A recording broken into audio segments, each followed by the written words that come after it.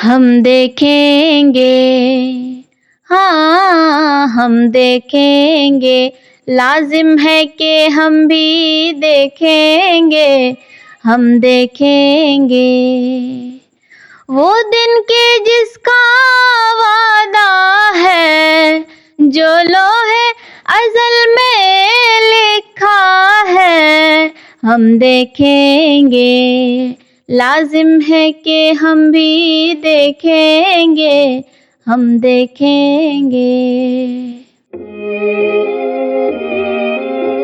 سال 1979۔ جنرل ضیاء الحق ایک کٹر military dictator جس کا رجیم پاکستان میں اس وقت پیک پر تھا، وہ لوگوں کو اسلام کے نام پر اسلام کے ذریعے پاکستان میں ایکسپلوئٹ کر رہا تھا۔ فیض احمد فیض ایک ریولوشنری پوئٹ، انہوں نے ضیاء الحق کے رجیم کے خلاف آواز اٹھاتے ہوئے یہ نظم ہم دیکھیں گے لکھی۔ یہ نظم لکھنے کے کچھ سالوں بعد جب اقبال بانو نے 1986 میں اسے اپنے انداز میں گایا تو مانو یہ ایک پروٹیسٹ کی، ریبیلین کی پکار بن گئی۔ لیکن کیا یہ نظم ہم دیکھیں گے واقعی کمیونل ہے؟ کیا یہ واقعی اسلامک ہے؟ کیونکہ آج کل تو اس پر یہی الزام لگ رہے ہیں نا کہ یہ کسی ایک مذہب کو گلوریفائی کر رہی ہے، اسے پروموٹ کر رہی ہے۔ لیکن صحیح معنوں میں یہ نظم کسی بھی طرح کے آپریشن کے خلاف، کمیونلزم کے خلاف پروٹیسٹ کی آواز ہے۔ اور آج کے ماحول میں جب یہ نظم ایک یونیورسل اینتھم بن گئی ہے تو یہ سمجھنا بہت ہی ضروری ہو گیا ہے کہ آپ اس کا صحیح مطلب، صحیح معنی سمجھے۔ اس پوڈ کاسٹ میں میں ہوں راج عالم اور یہ ہے راحت پروین جو آپ لوگوں کو یہ نظم پڑھ کر سنائے گی اور ہم ایک ایک مطلب سمجھنے کی کوشش کریں گے۔ اس پوڈ کاسٹ کو آگے بڑھاؤں، اس نظم کو آگے آپ کو سمجھاؤں، اس سے پہلے میں کچھ باتیں آپ سے شیئر کرنا چاہتا ہوں۔ اس نظم میں ایٹرنل ٹروتھ کی بات کی گئی ہے۔ ایٹرنل ٹروتھ یعنی دنیا کے کچھ ایسے سچ ہوتے ہیں جو کبھی نہیں بدلتے، جیسے گرمی کے بعد سردی آتی ہے، رات کے بعد دن آتا ہے، اسی طرح ظلم کے بعد ہمیشہ اس کا انت آتا ہے۔ ظلم کے ایک دور کے بعد ہمیشہ راحت آتی ہے، اور جب ظلم حد پار کر جاتی ہے تو انصاف، راحت ایک دم سے آتی ہے۔ اور یہ بات جو کچھ میں نے آپ کو ایٹرنل ٹروتھ کے بارے میں بتائی ہے، یہ میتھولوجی میں یا ہسٹری کا کوئی بھی ایک ایونٹ اٹھا لیجئے آپ، اس میں یہ صاف صاف دکھے گا۔ جیسے رامائن میں راون کا وناش رام کرتے ہیں، کرشن بھگوان کنس کا خاتمہ کر دیتے ہیں، پانڈوز نے کوربز کو ہرا دیا تھا، پھر ان کا بھی خاتمہ ہوا تھا۔ یہ تو بس کچھ مثالیں ہیں آپ کے سامنے۔ اب واپس ایٹرنل ٹروتھ کی بات کریں گے۔ یہ اس دنیا کی حقیقت ہے کہ ظلم کسی بھی طرح کا ہو، اس کا خاتمہ ہونا ہی ہونا ہے، اس کا خاتمہ انیویٹیبل ہے، اور اسی سچ کی بات فیض کر رہے ہیں۔ اور ہاں، ایک اور بات، فیض احمد فیض خدا پر ایمان نہیں رکھتے تھے، بالکل بھی مذہبی نہیں تھے۔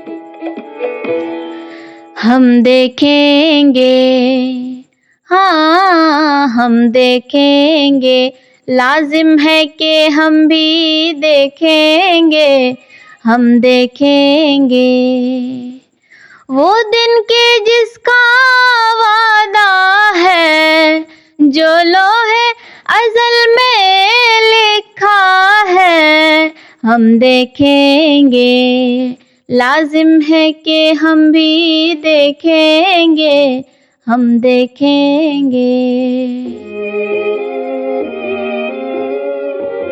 فیض یہاں کہہ رہے ہیں کہ ہم دیکھیں گے، وی ول سی، لازم ہے یعنی اٹس انیویٹیبل دیٹ وی ول سی، وہ دن، وہ وقت جس کا وعدہ ہے، جو لوح ازل پر لکھا ہے۔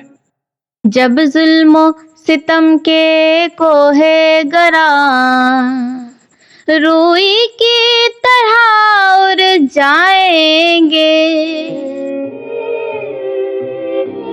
جب ظلم اور ستم اتنا بڑھ جائے گا کہ پہاڑ کے قد کا ہو جائے گا، یعنی انٹینسٹی ظلم کی اتنی بڑھ جائے گی کہ حد پار کر جائے گی، وہی ظلم روئی کی طرح اڑ جائے گا اور ایسے غائب ہو جائے گا جیسے کبھی تھا ہی نہیں۔ ہم محکوموں کے پاؤں تلے یہ دھرتی دھر دھر دھڑکے گی، اور اہل حکم کے سروں پر جب بجلی کر کے گی ہم دیکھیں گے. ہم محکوم یعنی اوپریسڈ لوگ جب کھڑے ہوں گے تو دھرتی ہل جائے گی، یعنی جب دبائے گئے لوگ ظلم کے خلاف کھڑے ہوں گے تب ظلم کرنے والوں کے پاؤں تلے زمین کھسک جائے گی، تب ہم دیکھیں گے. جب عرض خدا کے کعبے سے سب بت اٹھوائے جائیں گے، ہم اہل صفا مردود حرم مسند پر بٹھائے جائیں گے. جب زمین کے کعبے سے سب بت یعنی فالس آئیڈیالوجی ہٹا دیے جائیں گے تب ہم اہل صفا مردود حرم مسند پر بٹھایا جائے گا.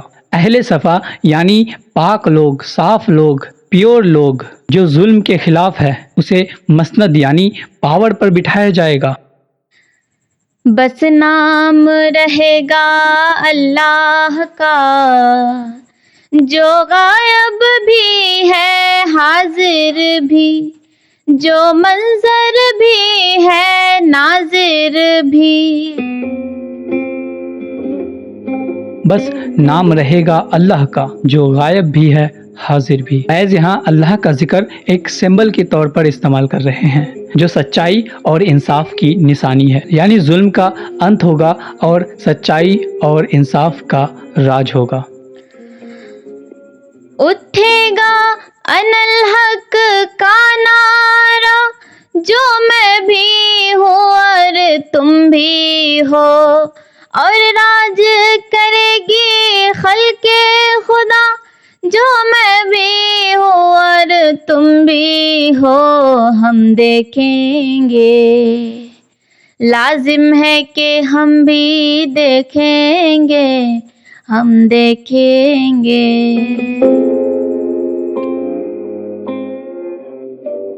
انالحق یعنی آئی ایم دا ٹروتھ. یہاں ٹروتھ پاور سے ریلیٹ کیا گیا ہے، مذہب سے ریلیٹ نہیں کیا گیا ہے، یعنی ہم بھی رولرز ہیں، تم بھی اور میں بھی.